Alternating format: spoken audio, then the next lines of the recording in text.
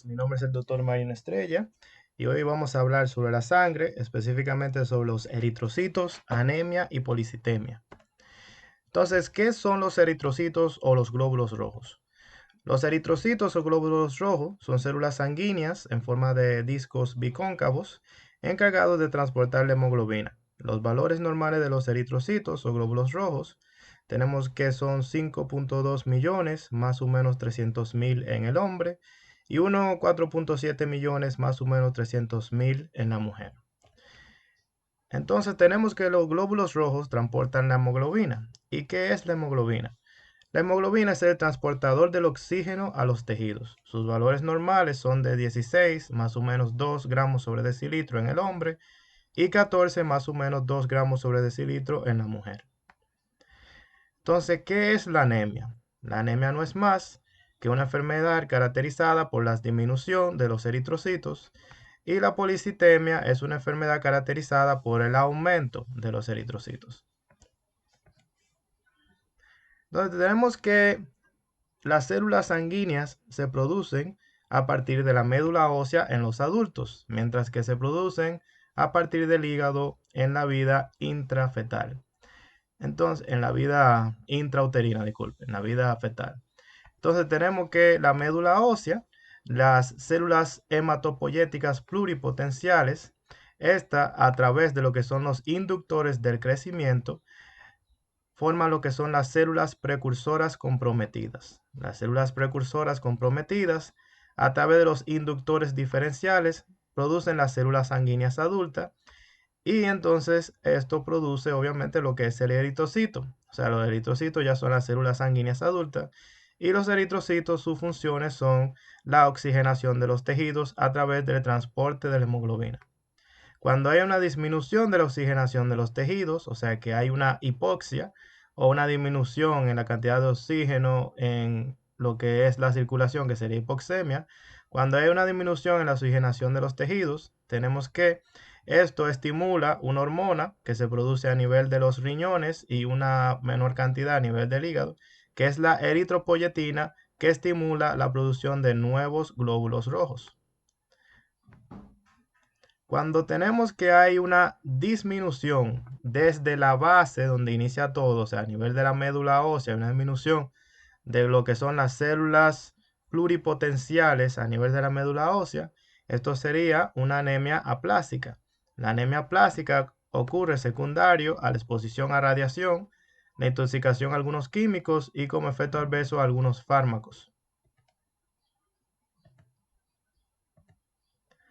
Entonces vamos a imaginarnos que vivimos en un lugar donde lo que es la presión atmosférica de oxígeno es disminuida, o sea que tenemos poco oxígeno en la atmósfera, como ocurre en los lugares de gran altura. Entonces, si hay una disminución en la cantidad de oxígeno en la atmósfera, esto va a provocar que haya una disminución en la oxigenación de los tejidos por disminución de oxígeno en la atmósfera. Esto va a ser una prolongación crónica de menos oxígeno para los tejidos. Entonces, ¿de qué manera va a ocurrir esto? Esto va a esto va a producir que la eritropoyetina se aumenten los valores de la eritropoyetina, o sea, hay un mayor estímulo de eritropoyetina y ese mayor estímulo de eritropoyetina va a provocar una policitemia, o sea, un aumento en la cantidad de los glóbulos rojos, un aumento en la cantidad de hemoglobina, que sería lo que significa policitemia. Entonces, en este caso, esta policitemia es un mecanismo compensador a lo que es la cantidad disminuida de oxígeno en la atmósfera, ¿ok? O sea, una policitemia secundaria a grandes alturas. Pero también tenemos policitemias que son de etiologías genéticas, como lo que es la policitemia vera, que es producida por una anomalía genética. Aquí tenemos lo que son la formación de los diferentes precursores hematopoyéticos. Tenemos aquí la célula precursora hematopoyética potencial. Tenemos aquí la unidad formadora de colonias esplénicas, la cual luego se continúa con la unidad formadora de colonia de blasto, formadora de colonia de eritrocitos y los eritrocitos. Fíjense que aquí en la célula precursora hematopoyética pluripotencial de esta misma también salen los diferentes lineamientos, lo que son los glóbulos blancos y lo que son las plaquetas. Entonces, como en este caso estamos hablando de los glóbulos rojos, vamos a seguir esta línea y vamos a entrar específicamente a lo que son la formación de los eritrocitos. Vamos a ver qué pasa a partir de este punto.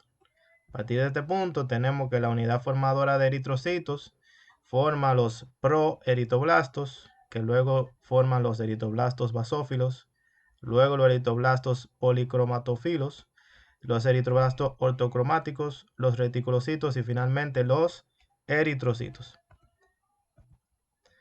Entonces tenemos que los glóbulos rojos están formados por hemoglobina. La hemoglobina está formada por un grupo hemo y por la globina. El hemo es hierro y la globina es una proteína.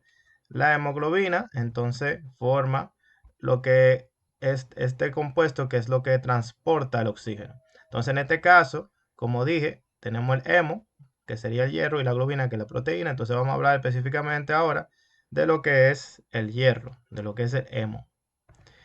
Entonces tenemos que el hierro que nosotros ingerimos de la dieta, este llega al intestino delgado y cuando llega al intestino delgado es absorbido y cuando se absorbe se une a una proteína que se llama beta-globina apotransferina. Al unirse a esta proteína, este transforma el hierro en transferina, que es el que se transporta en la sangre. Ese hierro que está siendo transportado en la sangre llega a las células y cuando llega a las células a través de la unión a la apoferritina, entonces se acumula en el citoplasma celular en forma de ferritina. ¿En dónde se acumula como ferritina? Se acumula a nivel de lo que es el hígado y a nivel de la médula ósea en las células retículo-endoteliales. Entonces, tenemos que la ferritina se acumula a nivel de lo que es el hígado y la médula ósea, pero tenemos que también se forman otros compuestos a partir del hierro. ¿Ok? Entonces, la hemoglobina, luego de que ya se degrada el eritrocito y que se destruye el eritrocito, entonces la hemoglobina tenemos que es degradada, ¿ok? O comida por lo que son los macrófagos y lo que queda es la bilirrubina y queda hierro sérico. Recordemos que la bilirrubina es lo que le da esa coloración a las heces y que cuando aumenta, o sea, cuando hay hiperbilirrubinemia, entonces produce ictericia.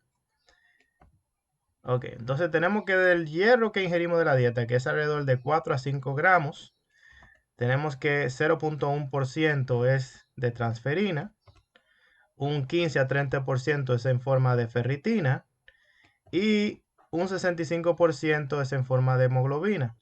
Pero también tenemos que un 4% se utiliza para formar mioglobina y un 1% se utiliza para formar citocromos. Cuando nosotros disminuimos la cantidad de hierro de la dieta, pues entonces produce una enfermedad llamada anemia ferropénica, donde tenemos una anemia secundaria al déficit de hierro.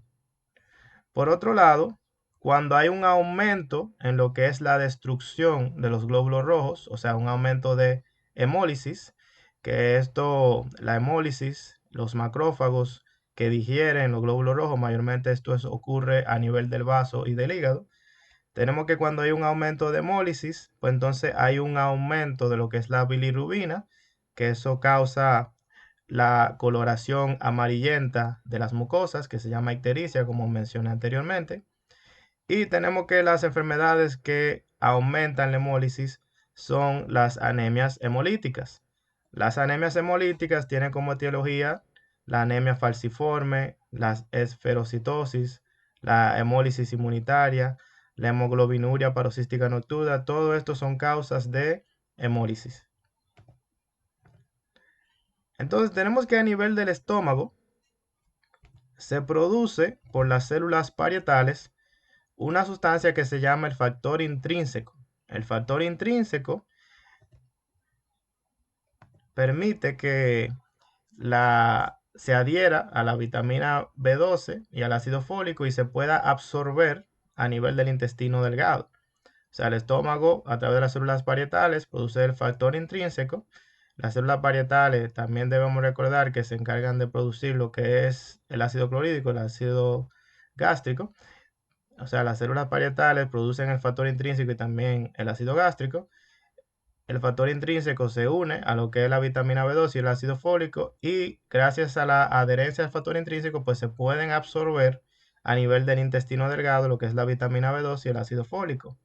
¿Y cuál es la función del ácido fólico y la vitamina B12? Es la síntesis de ADN y la maduración final de los eritrocitos. Cuando nosotros tenemos una disminución en la cantidad de factor intrínseco, ¿ok? Entonces eso causa que haya una enfermedad llamada anemia perniciosa, en la cual no se puede absorber vitamina B2 y ácido fólico. Eso causa una anemia megaloblástica, o sea, una anemia que morfológicamente se caracteriza por eritrocitos grandes. Uno cuando ve un hemograma, uno puede saber si un eritrocito tiene un tamaño grande mirando lo que es el volumen corpuscular medio o lo que es el BCM. Y si ese volumen corpuscular medio está por encima de 100, pues hablamos de la anemia megaloblástica. En este caso, las anemias megaloblásticas, una de sus causas son la disminución en la cantidad de factor intrínseco, la cual no permite que se absorba vitamina B2 y ácido fólico. Y entonces el paciente produce anemia megaloblástica porque estas sustancias, o sea, estas vitaminas tienen que ver con lo que es la síntesis de ADN y la modulación final de los eritrocitos. Ok, entonces tenemos que a nivel de duodeno es que se hidroliza la proteína R que viene de la saliva, y esta proteína R que permite que haya también la unión de vitamina B12 al factor intrínseco. O sea que necesitamos que tenga intacto todas esas estructuras para que se puedan absorber estas vitaminas. Si en dado caso se inhibe lo que es la absorción de lo que es la vitamina B2 y ácido fólico, como por ejemplo en el caso de la enfermedad que se llama Sprue tropical. En este caso, esta enfermedad no afecta el factor intrínseco, pero sí afecta lo que es la absorción de estas vitaminas, o sea, no se absorbe vitamina B2 y ácido fólico, y por lo tanto el paciente también presenta anemia megaloblástica, no por anemia perniciosa, o sea, no por disminución del factor intrínseco, sino por una mala absorción de vitamina B2 y ácido fólico, secundario al sprue tropical. Muchas gracias y nos vemos en el próximo video. Chao.